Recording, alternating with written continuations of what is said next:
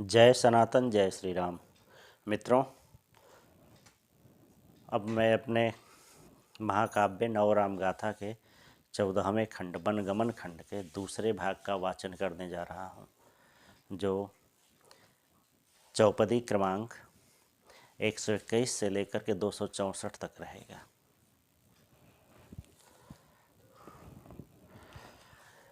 रे कैकेयी, अब तू ही देख, तूने 14 वर्षों का मांग किया, पर दुष्ट सर्पिणी इस क्षण ने तुझे 3 गुना है प्रदान किया। रे नीच निलज्ज, अब हो प्रसन्न, वे भोगे वर्ष 42 वन, अब मेरा प्राण त्यजन निश्चित हो रहा मुझे तो यम दर्शन।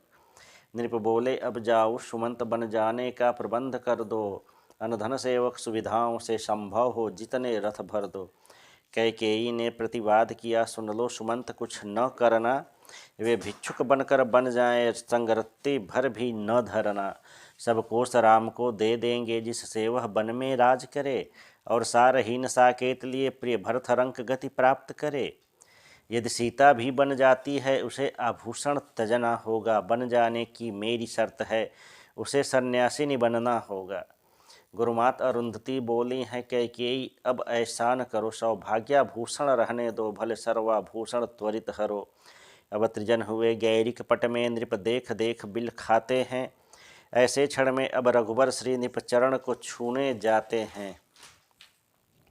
निज दुख सागर में डूब रहे नृप ने रघुबर को यूं पकड़ा, जैसे जल से शंकित शिशु ने हो अपनी माता को पकड़ा। श्री रघुबर का आलिंगन कर नृप हिचक हिचक बिल खाते हैं, कहना तो चाहें बहुत आज पर कुछ भी कह नहीं पाते हैं। रोते हैं भूप के दोनों नयन, रोता है नृप का जर जर तन, रोता नरेश का आज है मन, रोता राजन का है जीवन। क्षण कैसा विकट है रूप धरे, कैसे भूपति हैं भूमि पड़े, जिन्हें देख लोग हर्षित होते वह हृदय फाड़ चित्कार करें।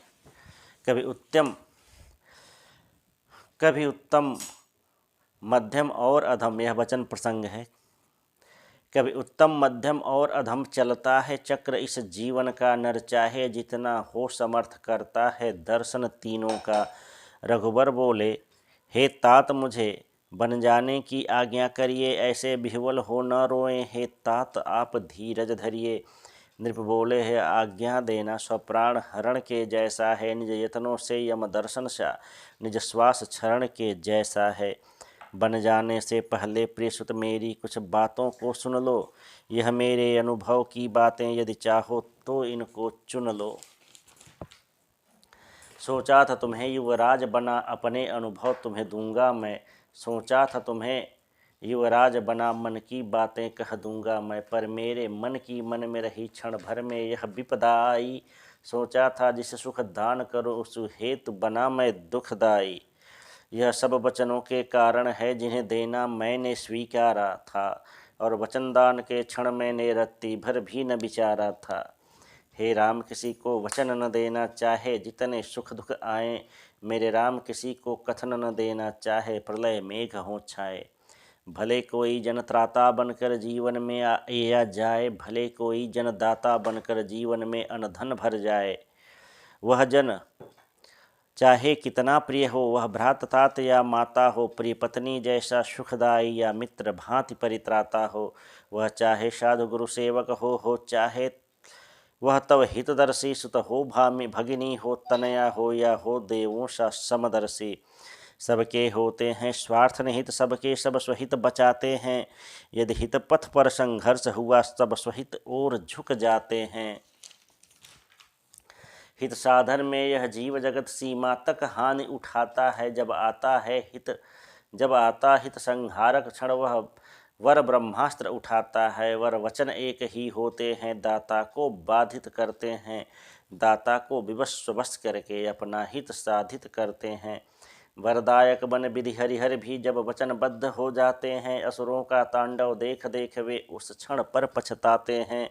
निज वचनबद्धता के कारण असुरेश महाबली छले गए, इस धरती का साम्राज्य त्याग वे सुतल लोक को चले गए। था वचन दिया शिवी राजा ने पारावत प्राण बचाने का, पारावत कबूतर। था वचन दिया शिवी राजा ने पारावत प्राण बचाने का, अपने अंगों को काटा था क्षण आया तन तुलवाने का। सपने की वचनबद्धता ने हरिश्चंद्र से क्या करवाया, राज्य छिना परिवार बिका और मरघट का वास कराया। वचनबद्धता के कारण दिलीप व्याघ्र आहार बने, गौरक्षा में करतन अर्पण वह स्वयं धर्म आधार बने। देखो सुत मेरे वचनों ने मुझको क्या दिन दिखलाया है, बस वचनबद्धता के कारण मैंने तुम्हें वन दिखलाया है। मैं यह नहीं कहता वचनों का फल सदा कुफल ही होता है, पर वचनबद्धता के कारण कभी जीवन निष्फल होता है। हे पुत्र, वचन प्रणसम होते हैं, जो प्राणों तक चले जाते हैं। नर के प्रण चाहे जैसे हों, वे नर को विवश बनाते हैं। ये वचन परीक्षा लेते हैं एक अग्नि परीक्षा के जैसे, हुए सफल तो यश पाओगे तुम, असफल में जीवन कैसे। इन वचनों के परिणाम सदा सुफल कुफल मिश्रित होते, क्योंकि निज हित के रक्षण में जन इसमें स्वार्थ बीज बोते। यह वचन भूमि ऐसी होती, कोई बीज न निष्फल जाता है। बोने वाला जो कुछ बोए, उसका फल सत्वर पाता है। देखो न पुत्र, कैकेयी ने क्या स्वार्थ बीज बो डाला है। तुमसे सिंहासन छीन लिया, तुमको ही वन दे डाला है। यह वचनबद्धता मेरे सुत चिंतन को है बाधित करती, न्यायिक पुनर्विलोकन को हर एकांगी हित साधित करती। वचनदान के समय राम नर का विवेक मर जाता है, आवेगों का हो अधीनस्थ नर आगे चल पछताता है। निज वचनदान के समय राम कह मैं कैकेयी का उपकृत था, मैं वचनबद्ध हो गया तुरंत, मैं स्वयं पर गर्वित था। हे राम मेरे अभिराम मेरे, हे जीवन के सुख धाम मेरे, भले अवनि व्योम तुम दे देना, पर वचन किसी को न देना। नृपवर के अनुभव को सुनकर बोले हैं रघुवर दशरथ से, हे तात आप निश्चिंत रहें, विचलित नहीं होऊंगा मैं पथ से। नृपवर से बोले हैं रघुवर, हे तात मुझे बन जाने दें, तब तक हे तात धरें धीरज, मुझे रघुकुल रीति निभाने दें। हे तात आप निश्चिंत रहें, मैं कुल मर्यादा पालूंगा, वन में चाहे जो क्षण आए, नहीं कुल मर्यादा घालूंगा। हे तात आपका राम भले वन में बहुवर्ष बिताएगा, सौगंध आपके चरणों की वह कुपथ नहीं अपनाएगा। हे तात जहाँ तक हम होंगे वहाँ अवध रीति दर्शन होंगे, अवध नीति होगी प्रसरित, अवध भांति जनमन होंगे। हे तात आपका राम सदा प्राणों तक धर्म को पालेगा, निज धर्म हेतु यह राम तात स्व प्राणा हुति दे डालेगा। हे तात मुझे चलना होगा, अब समय नहीं समझाने का। हे तात स्वतः अब धरे धैर्य क्षण भी नहीं, धैर्य बंधाने का। बन जाने को रघुनाथ उठे, दशरथ के दोनों हाथ उठे, वे कहते मेरे राम रुको, मेरे प्राण छुटे, मेरे प्राण छुटे। बोले रघुबर हे सुमंत सुने, महाराज तात का ध्यान रखें, अब आप संभालें, इस क्षण को मनोभावों का अनुमान रखें। यह कहकर श्री राम चले, महाराज जिह्वा अभिराम चले। महाराज तात के कातर स्वर श्री राम श्रवण अभिराम पड़े। निज भावों को बस में करके रघुवर आगे बढ़ते जाते, वे चाहें स्वयं मुड़कर देखें, पर वे पीछे नहीं मुड़ पाते, क्योंकि उनका पीछे मुड़ना महाराज मन आस बंधाता, किंतु राम का न रुक पाना फिर दोनों के कष्ट बढ़ाता। चलते चलते राम लखन से कैकेयी भवन से बाहर आए, रोदन करते करते नृपवर पुनः पुनः मूर्छा में जाएं। भवन के बाहर नगर खड़ा है, जिस पर निर्णय वज्र पड़ा है, राम कभी नहीं बन जाएंगे, जनसागर इस पर ही अड़ा है।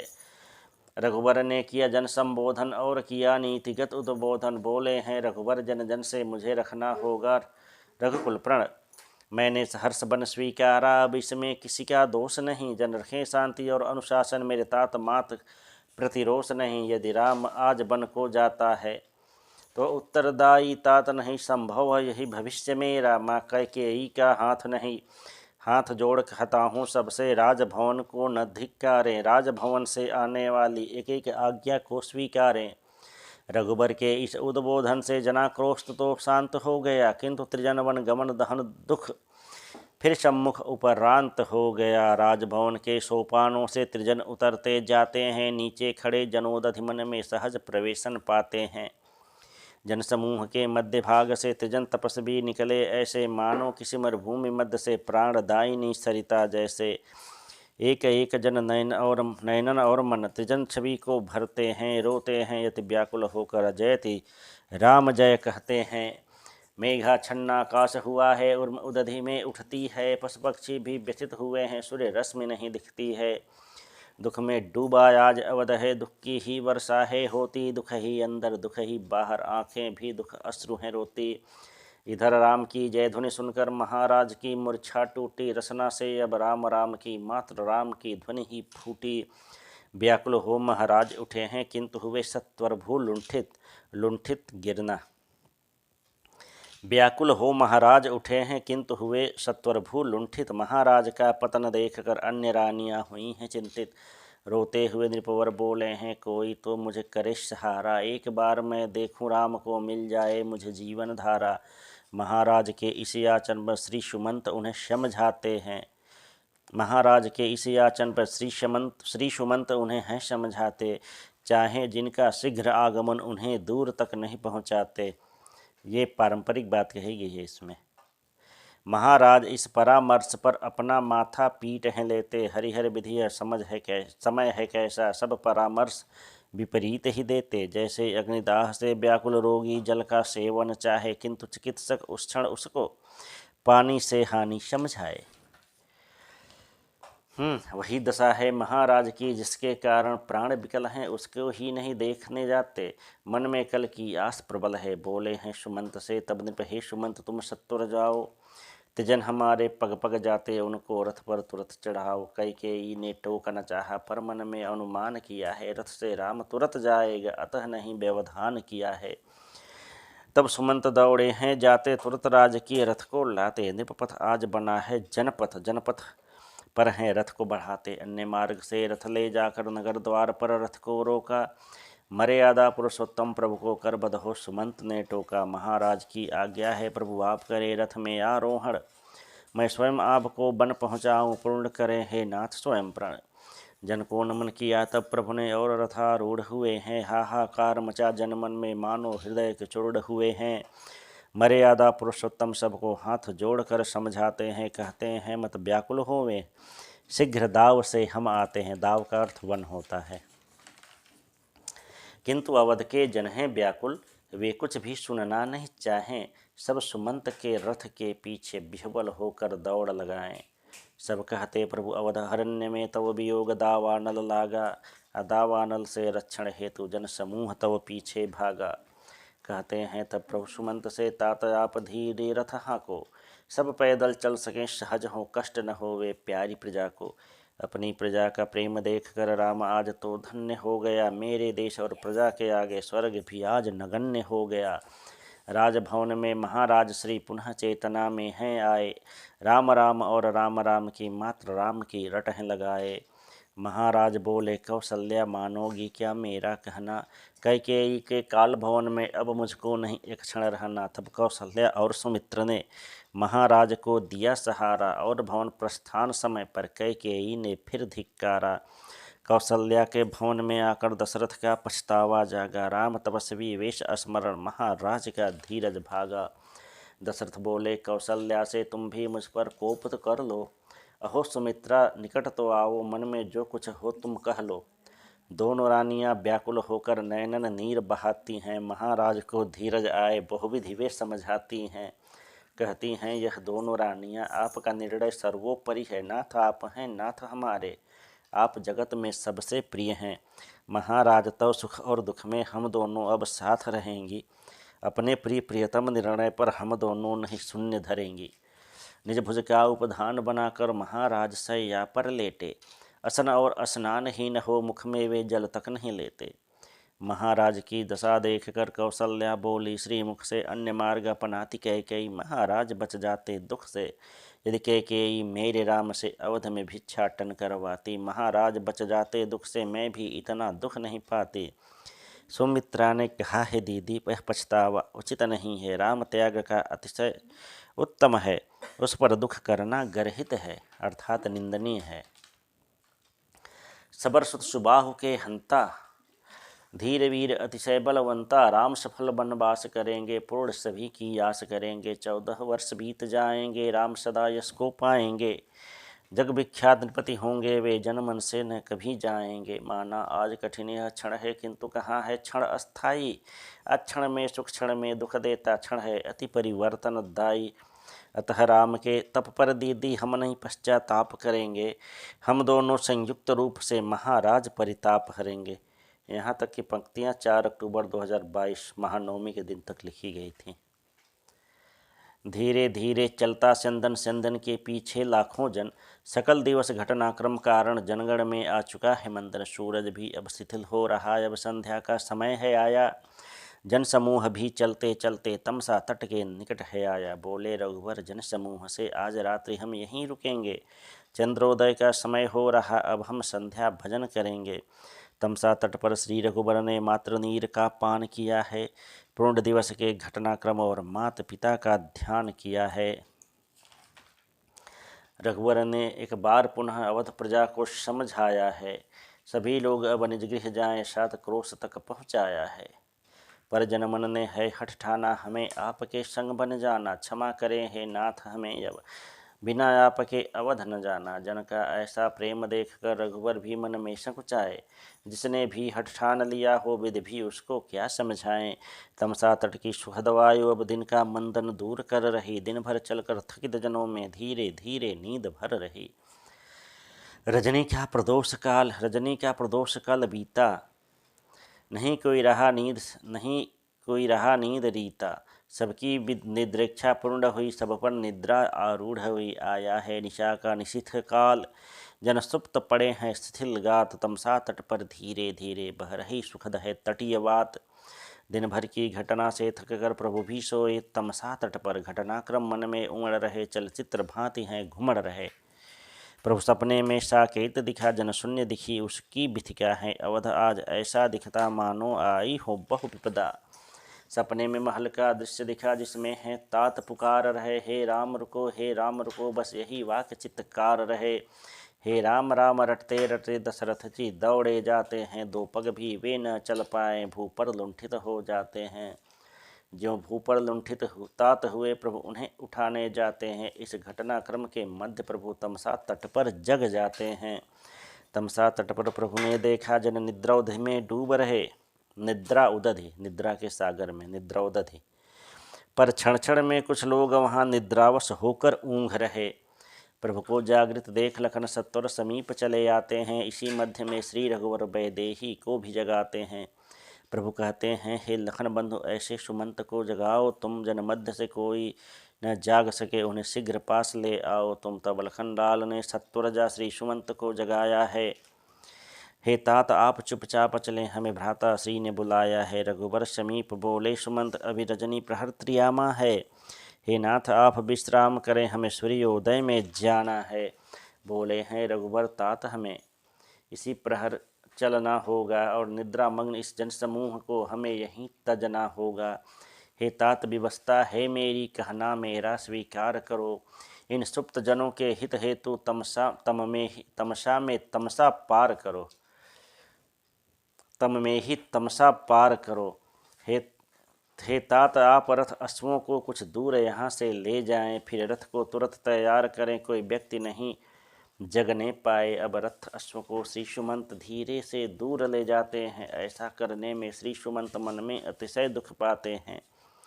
सुप्त प्रजा से हाथ जोड़कर श्री रघुवर ने किया निवेदन, क्षमा करें हे मेरे हितैषी, आप योग्य नहीं है बन जीवन। तमसा तट पर कुछ क्षण चलकर पहुँचे हैं प्रभु उस तमसा तट पर कुछ क्षण चलकर पहुँचे प्रभु उस पथ स्थल पर। तीन ओर से व्यापारिक पथ और नदी में था उथला जल। राम लखन से और सुमंत ने तमसा सरी को पार किया है। तमसा से आगे यात्रा का प्रभु ने मन में विचार किया है। तमसा सरी के द्वितीय कूल पर भी हैं नाना दिश पथ आते। वेद श्रुति की ओर जो जाता प्रभु हैं उस पथ पर अब जाते। तमसा सरी के दोनों तट पर इतने पथ आकर मिल जाते, व्यक्ति वहाँ किस दिशा में गया बिन देखे जन समझ न पाते। सूर्योदय की बेला में प्रभु वेद श्रुति सरिता तट पहुँचे। वहाँ ध्यान स्नान किया है, रथारूढ़ हो फिर वे चलते। उषा काल में खग समूह ने आरंभ कलरव गान किया है। अवध जनों की आँख खुली है, राम और तब ध्यान दिया है। देखा तो श्री राम नहीं है और लखन बलवान नहीं है, रथ और घोड़े कहीं न दिखते और सुमंत रथवान नहीं हैं। जन समूह में हुआ कोलाहल, मानो सब हैं रत्न व्यापारी। दस्यु जनों ने घेर लिया है तन मन धन पर विपदा भारी। मानो महासमुद्र के जल पर डूब रहा जलयान, टूट कर प्राण बचाने को बिहवल नर क्रंदन करते फूट फूट कर। जन समूह अब उसी दशा को प्रातः काल में प्राप्त हुआ है। सूर्योदय के समय ही जन्मे प्रलयंकारी दुख व्याप्त हुआ है। सब ठगे ठगे से रोते हैं पर अस्थग का उन्हें ज्ञान नहीं। अस्थग ठग कहा जाता है, संस्कृत का शब्द है अस्थग, जो तद्भव में ठग हो गया है। सब ठगे ठगे से रोते हैं पर अस्थग का उन्हें ज्ञान नहीं। किस ओर गमन किए रघुवर श्री, उस पथ के भी पहचान नहीं। जो पथ से आते जाते हैं सब दौड़े उस तक जाते हैं। कहते हैं देखा राम कहीं, जनजीवन के सुख धाम कहीं। हैं नीलोत्पल सम श्री रघुवर संग में, प्रिय लक्ष्मण भ्राता हैं आरोहित हैं सब। है रथ पर संग सुमंत जान की माता हैं। सब पूछ रहे धीरज खोकर एक एक पथिक से रो रो कर। हे बंधु दिखे हैं राम कहीं, इस वसुधा के अभिराम कहीं। सब नामे शीस हिलाते हैं यह देख सभी अकुलाते हैं। निज वक्ष माथ को पीट पीट मरणासन सम बिलखाते हैं। यह दशा देख कर पथिक सभी इन लोगों को समझाते हैं। रोदन क्रंदन पछताने से क्या जाने वाले आते हैं। कहते हैं पथिक अब धैर्य धरें, उनकी बातें स्मरण करें। उनकी आज्ञा पालन कर सब वैसा ही आचरण करें। विवश व्यक्ति क्या क्या नहीं करते, अप्रिय आज्ञा भी सिर धरते। वही दशा अब जन समूह की, तमसा तट पर वे क्या करते। जाने वाले तो चले गए पर जन समूह तो चले गए। आशा थे प्रत्यावर्तन की पर राम आज बन चले गए। सब आज स्वयं को धिक्कारें, अति अतमादम है प्राण हमारे। हम राम रूप जलहीन हुए पर हम नहीं मत्स्य की भांति मरे। हमें उसी अवध में रहना है जहाँ स्वार्थ ने आग लगाया है। जो व्यक्ति हमारा त्राता था उसे पहले मार भगाया है। सब अवध और अब जाते हैं और मन ही मन पछताते हैं। हुआ रामहीन प्रत्यावर्तन, सब जन इस पर संकुचाते हैं। सब अनुभव करते हैं मन में मानो उनका तमसा आना। जैसे उनका लक्ष्य रहा वो प्रभु को तमसा तक हाँक भगाना। 14 वर्षों की आस लिए सब श्वास लिए चले जाते हैं। जन जितने भी पग चलते हैं प्रतिपग पर वे पछताते हैं। 268 चौपदी है ये। यह यहाँ तक पहुँचने में 9 अक्टूबर 2022 वाल्मीकि जयंती दिन रविवार है। जय सनातन, जय श्री राम।